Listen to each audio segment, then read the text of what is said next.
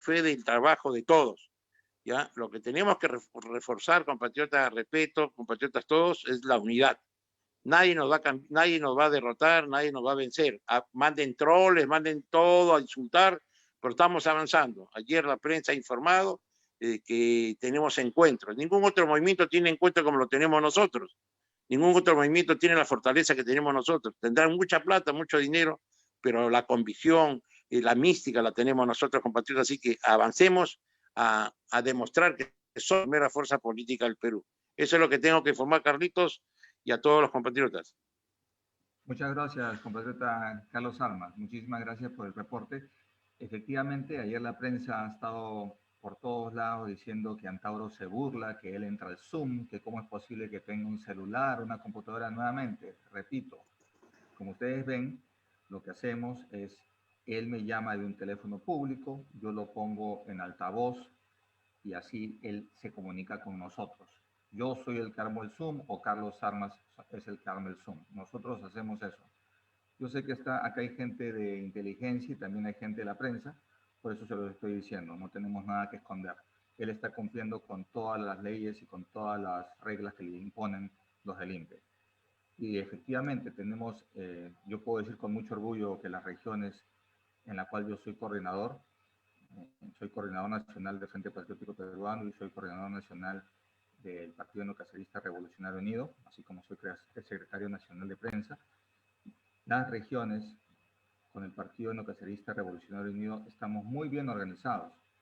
Ya tenemos nuestros colegiados y nuestro sistema de prensa funciona muy bien. Es a través del sistema de prensa que nosotros les comunicamos a todos nuestros militantes, a todos los simpatizantes lo que sucede. Por eso, si hoy día Antauro no pudiera comunicarse con nosotros, sería porque le han prohibido comunicarse, no porque él no quisiera comunicarse. Nosotros generalmente, como ustedes saben, comenzamos el día a las 6:30 de la mañana y comenzamos estas reuniones a las 7. Entonces, que él no haya llamado y que ya sean las 7:30, me está dando un indicio de que le han prohibido usar el teléfono. Y esto lo vamos a hacer saber a todo el mundo. Ayer le pasé la información a televisión rusa y a canales de televisión de Estados Unidos para que se enteren del abuso que se está cometiendo con nuestro líder, el mayor Antauro Humala. Las regiones están avanzando muy bien y esa es la fortaleza que hemos creado en estos 3 últimos meses de trabajo y por eso ya tenemos los colegiados y por eso que podemos hacer esto posible. Ahora en la sala ya somos 615 y seguramente van a ingresar más. Es temprano aún. Entonces, por eso es importante que estemos en comunicación. Si les he silenciado el micrófono, bueno, ya saben por qué es necesario a veces. Quisiera ahora invitar a hacer uso de la palabra al secretario de Política de nuestra organización, el compatriota Jorge Castro. Jorge Castro, voy a activarte el micrófono. Un momento.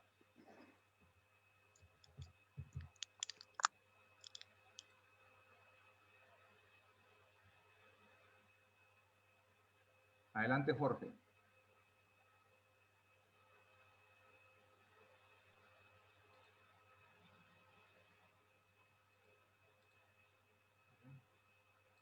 Adelante, Jorge.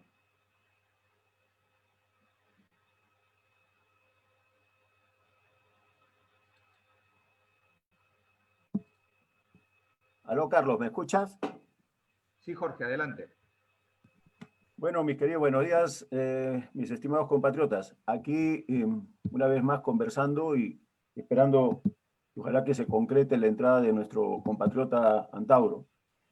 Previamente tenemos que decir cómo se está presentando el escenario nacional. Era absolutamente previsible, como lo habíamos indicado, que después de esa primera tempestad a medias, hay que entenderlo, porque progresivamente van a ir aumentando seguramente la presión social, va a aumentar también, lógicamente, las medidas restrictivas del propio gobierno, porque quiere asegurar el próximo proceso electoral nuevamente, como siempre lo han hecho, y hay que entenderlo de estas dos partes. En primer lugar, cómo operan estos señores. Operan a través, ya saben, de los grandes medios de prensa. Todos los grandes medios de prensa, no hay uno sin exceptuado, todos actúan de la misma manera, quieren preservar todas sus condiciones, cómo se está redistribuyendo la economía nacional en términos presupuestarios, por lo menos los fondos públicos que se disponen, y en ese caso son los que van a tener todo el auxilio correspondiente. No piense la población en general, solamente de repente por ahí caerá a uno u otro alguna migaja, pero después no, porque la dirección política está dada. Vizcarra responde al interés de Sauder Perú, responde al interés de la gran minería nacional, de la gran transnacional, de las grandes transnacionales mineras. Eso lo tenemos absolutamente identificado, no solamente en el sur del Perú, sino ya se ha desnudado completamente ya a nivel nacional. El segundo tema que es necesario destacar, cómo trabajan. Como decíamos, arman toda una pirámide organizacional, política, de tal manera que tratan de copar todos los espacios, pero desde el punto de vista simplemente económico, desde los sectores medios hacia arriba. Y dentro de eso contratan a infinidad de personas y no nos extrañaría que el día de mañana o pasado ya lo estén nombrando incluso de embajador al propio Ceballos. Y hay que entender, para que se den cuenta cómo son las situaciones, Ceballos no se podía ver en el sur, inclusive en el propio Congreso, porque fue totalmente intrascendente. Por eso también, haciendo un paréntesis, es necesario destacar, no le tengamos miedo a ninguno. Chino Costa, que hoy aparece en los canales, no aparecía en ningún lugar.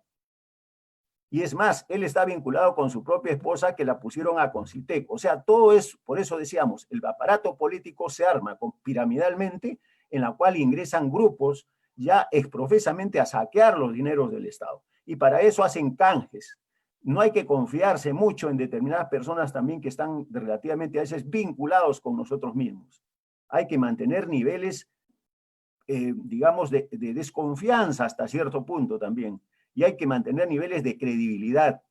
Aquí se ha desatado toda una pirámide, decíamos, en el sentido siguiente también a través de las encuestas. Las encuestas también resultan siendo muy importantes y gravitantes.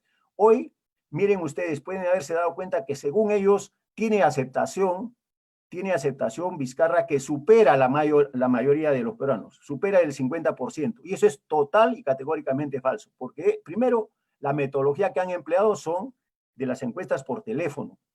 Y estas tienen una infinidad de deficiencias. Inclusive a mí me llegan permanentemente, todos los días, y no solamente a quien habla, estoy seguro que le llegan a muchísima población. Y la población, como no tiene ni tiempo para resolver su problema económico, del hambre, etcétera, simplemente no la responde. Y solamente los que responden son los sectores altos que tienen, pues, que están durmiendo en su casa y que no tienen nada que hacer y lógicamente pueden estar en cuarentena. No han estado hoy día, han estado toda su vida, nunca han trabajado. Y lógicamente expoliando a la población en general. Esos señores responden y por eso que tiene de aceptación 50%. Y si fuera candidato llega al 15%. Imagínense en un proceso electoral. Y a Antauro lo ponen aproximadamente en el 6%. Y que definitivamente vamos a las calles y vamos a encontrar la gran respuesta popular.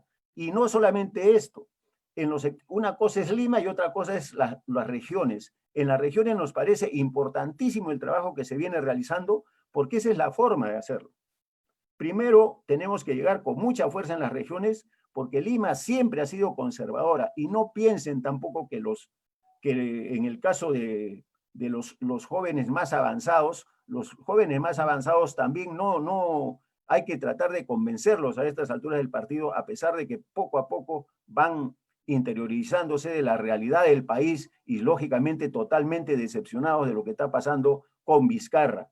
Ahora, respecto al tema también de la corrupción generalizada que vive nuestro país, ustedes pueden verificar de una manera clara, objetiva, cómo hemos venido nosotros investigando los casos de corrupción y hay muchos que quieren negarlo absolutamente claro y lo ratificamos y aquí lo están grabando. Álvarez Robles recibió billete de Odebrecht. Gorriti también, lo vuelvo a reafirmar. Y eso no significa que uno esté sacando la cara por el fujimorismo, como algunos tratan de indicar. O sea, quieren que nosotros santifiquemos a un sector, que esos, así como Fujimori en los 90, se aprovechó del país, expolió, hubo una altísima corrupción, que ya todo el mundo la conoce, pero desde que entró Toledo, también igual la corrupción ha continuado. Se ha cambiado de grupo mafioso, nada más, señores. Y hay que ser muy claro.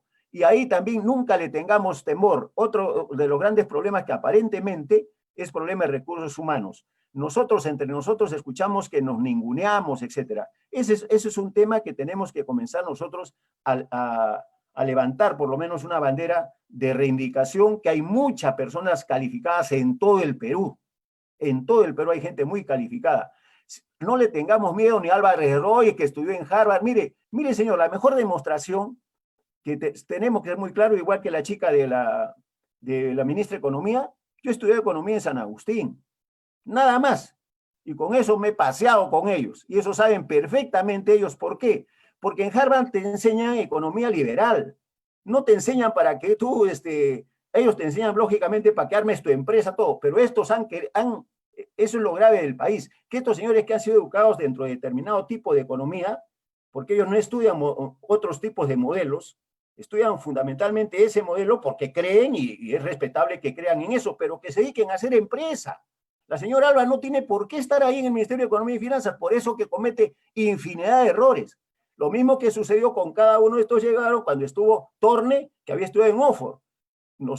Estuvimos nosotros en un debate ahí y los vamos a pasar esos videos y le demostramos que estaba absolutamente equivocado en la redistribución del ingreso nacional y sobre todo en el tema del presupuesto de la República.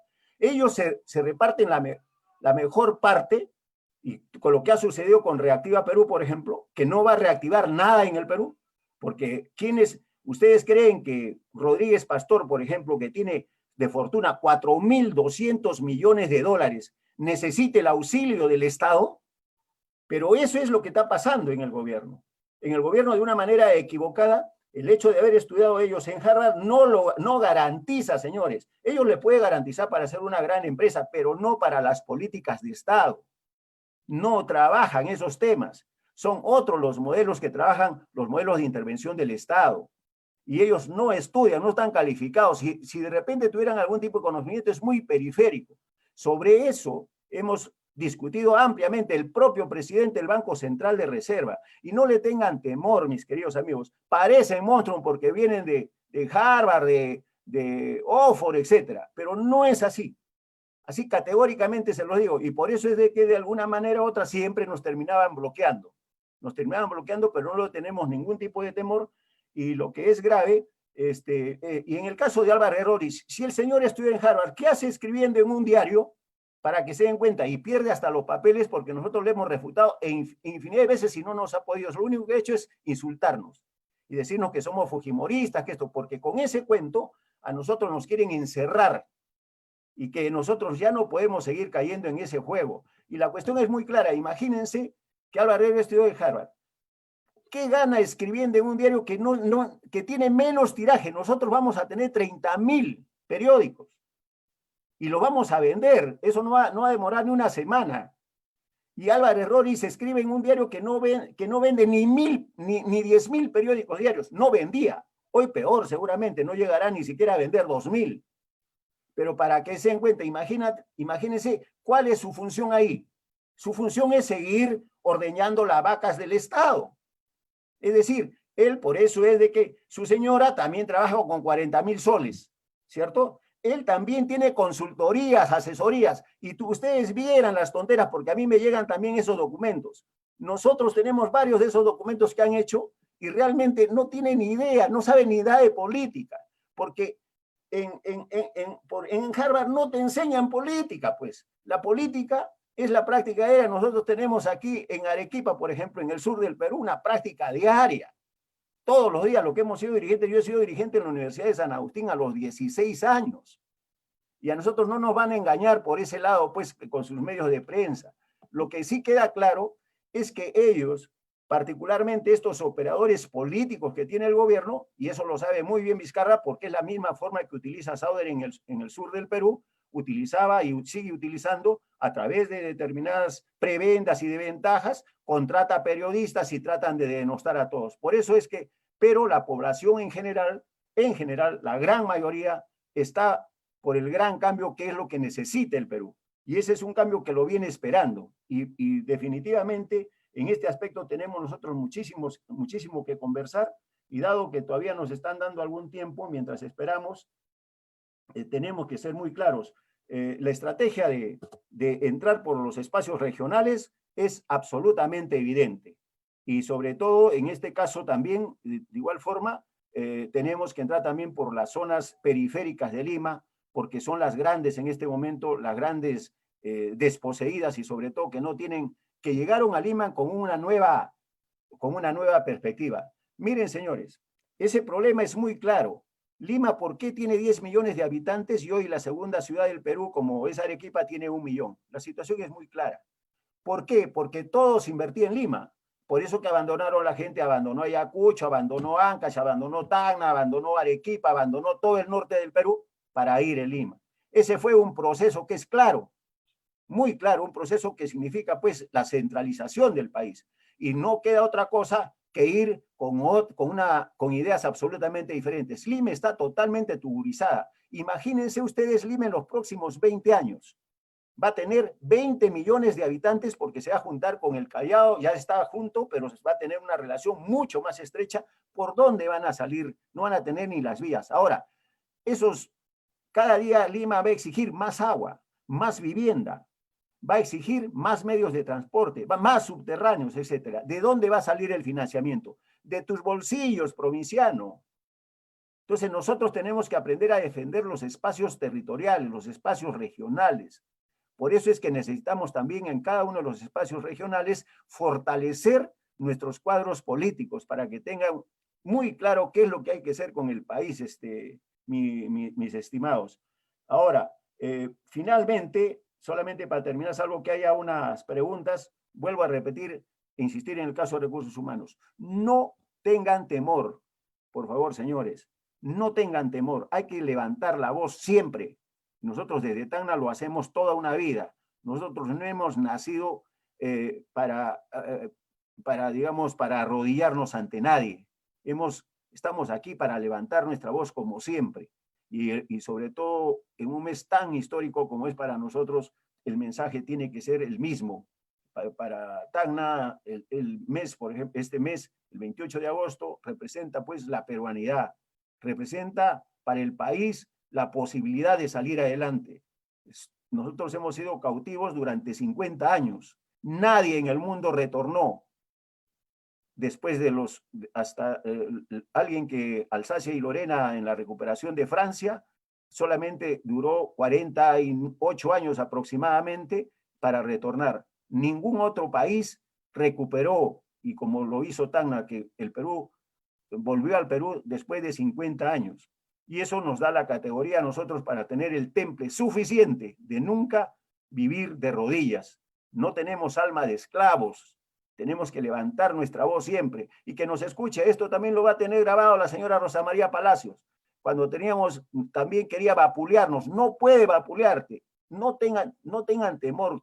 Cada uno de ustedes, así como los escucho hablar, a muchos de ustedes, a través de todas las intervenciones que hacen, salgan por los medios de comunicación también grandes, llamen y díganle pues que son una voz potente que el Perú necesita hablar en este momento, porque la pandemia se ha comido todos nuestros pulmones, nos han comido el dinero, nos están comiendo ya nuestros pulmones, y eso lo lleva pues esta pandemia y sobre todo este apetito voraz que tiene Vizcarra, inclusive yendo más allá de la propia legislación. Declara en cualquier momento emergencia, ya declarado por 3 veces, lo cual la Constitución lo prohíbe inclusive, de manera permanente. Él ha debido declarar por un mayor tiempo y no estar de manera recurrente cada 15 días o cada 30 días, tratar de llegar a los estados de emergencia. En ese sentido, mis estimados compatriotas, estamos muy claros y lógicamente, volviendo al tema inicial, las encuestas, creo que cada uno ya de nosotros está curado del susto. Y las encuestas siempre han sido amañadas. Ahora, ¿ustedes creen que Apoyo las hace gratuitamente? ¿O cualquiera de las encuestas lo hace gratis? Eso tiene un costo. Y lógicamente ahora es menor porque ya no es presencial. Pero definitivamente está cargado pues los dados hacia donde ellos desean. Bueno, mis estimados, salvo que haya alguna pregunta para... Ahora, también nos viene a sorprender una situación de que aparentemente se van a nombrar embajadores, etc. ¿Ustedes creen que por qué se hace? Si han sido intrascendentes. Intrascendente totalmente ha sido Vizcarra, y ustedes hoy ya lo están comprobando. Intrascendente Ceballos. ¿Por qué creen que lo ponen en esos cargos? ¿Ustedes creen que les interesa el pueblo, que solucione el problema de la población? No, señores. Hay intereses de las grandes, de las muy grandes empresas. Ya ni siquiera hablemos de las medianas empresas. Nosotros a veces vemos 500 o 1000 trabajadores y las consideramos grandes empresas. No, aquí hay gran presión de las transnacionales fundamentalmente. Y sobre todo, ¿por qué? Porque, y ustedes se dan cuenta que están amarrando a través de los grandes medios de comunicación, tanto escritos, el propio comercio, etcétera, está dando una línea en que la única salida para el Perú es la minería. Y eso también es falso. Hay un proceso de descapitalización, ojo, y hay que entenderlo así, hay un proceso de descapitalización de nuestros recursos. Y por otro lado, no solamente eso, también se descapitaliza en el sentido siguiente, por la contaminación ambiental de las cuales nos está dando ejemplo, no solamente Tacna, Candarave, no solamente Espinar, sino también se están dando en todo el país. Pasados los 20 o 30 o 50 años ya de explotación minera, ¿qué quedan? Pasivos ambientales. Y eso significa ya final de la vida. Terminan con toda la biología del lugar, toda la flora y la fauna. Y ya las tierras no solamente se degradan, así como puede suceder normalmente, sino también se desertifican. Son procesos que van casi amarrados y sobre todo, pues fundamentalmente, mis queridos compatriotas, son cosas que nosotros no podemos dejar pasar ni permitir. Asimismo, finalmente, hacerles la convocatoria para trabajar de manera conjunta. Ya a estas alturas ya del partido creo que las posiciones están marcadas. Unos ya optaron por un camino y hay otros. Ahora lo único que les queda al gobierno, en este caso, tratar de disuadir por un lado y por otro de aglutinar a algunos sectores. Esa es la tarea y nosotros también tenemos que juntarnos y no estar mirándonos pues, de reojo por un lado y ser muy claros porque escuchamos 50 candidaturas y eso lamentablemente pues no puede tampoco darse. Eso está muy vinculado al sector de la corrupción también. ¿Por qué? Porque entran en lo que se llaman los famosos negociados. Cuando ustedes vean que alguien de los sectores populares está pasando hacia otro lado, es absolutamente evidente que hay otras cosas en juego. Y definitivamente la tarea que nos ha tocado es difícil, complicada, pero miren la población, ¿cómo tiene una aceptación? Según las encuestas, tiene 7%, pero vaya usted a la calle, encima del 40-50%. De 3, 2 por lo menos indican que la gran posibilidad de Antauro Humala. Y Antauro creo que sabe conscientemente de esto y nosotros a estas alturas no podemos abandonar, por más que nos indiquen y que nos traten de endulzar, porque así está sucediendo, de uno y otro lado. En este caso, hasta personas, hasta cierto punto que son afines, vemos que tratan de una u otra manera de desnaturalizar el movimiento o la agrupación que tenemos en este momento y también por otro lado, asimismo, de una u otra manera tratan de desgranar el choclo. Nosotros, al contrario, este choclo no se puede desgranar. Tenemos que cultivarlo, medirlo muy bien, medir cada uno de nuestros pasos y vuelvo a repetirles, no le tengamos, ninguno de ellos es un monstruo. Y no hagan caso a que lo que sale en el diario La República, es de eso, por eso era de que nos tenían miedo, porque nosotros no es que seamos despectivos, sino les damos el lugar que les corresponde. Imagínense ustedes a Ceballos de embajador, no podía ni en Moquegua, imagínense, no ha tenido ni siquiera presencia política en el Congreso, ese Congreso malo, chueco, todo lo que quieran decir. Pero no tenía ni presencia. Gino Costa también ahora. ¿Y por qué nuestra gente se chupa? ¿Por qué no? Eso es lo que me llama la atención. Nosotros tenemos que empoderar a nuestra gente, no solamente empoderarla en términos numéricos, porque las elecciones las vamos a ganar, sino también en términos cualitativos. Y tenemos que empoderarla de tal forma que se constituya en un mecanismo de respuesta en términos numéricos y en términos de calidad.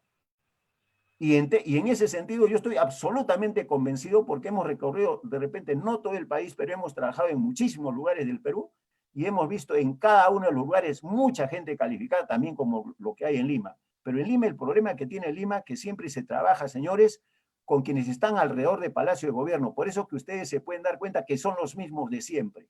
de dónde Cateriano iba a ser primer ministro. No solamente en este gobierno, a nosotros nos llamó la atención en el gobierno de Ollanta. Y es grave, pues es grave recurrir. Eso es lo que, si nosotros no empoderamos a nuestra gente, como decimos, después de eso, cuando lleguemos a ser gobierno, después van a decir a quién vamos a poner. Y entre nosotros mismos vamos a estar ninguneándonos. Yo creo que es hora de revalorizarnos también